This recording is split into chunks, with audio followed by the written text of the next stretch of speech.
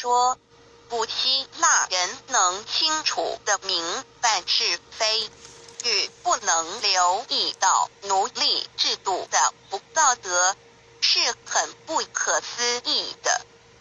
也许3000年后，后代也会对我们竟然无法了解压榨动物是不道德的行为感到无法理解。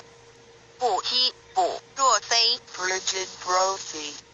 英国小说家62，如果我们能学着去关爱其他的生物，就会学着去关爱自己的同类，那我们就终于可以重拾人性了。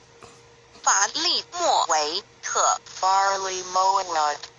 加拿大作家63菩萨般的好心肠在内心滋生茁壮，这些都远超过教会和学校所教导我们的东西。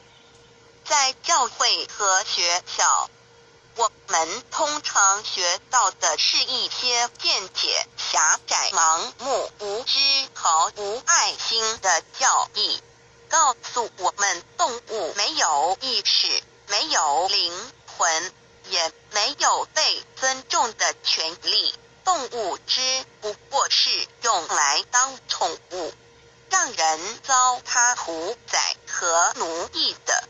约翰·米尔 John Muir。作家64法律和公正的约束不应该仅限于人类，就像仁爱应该延伸到每一种生物身上一样。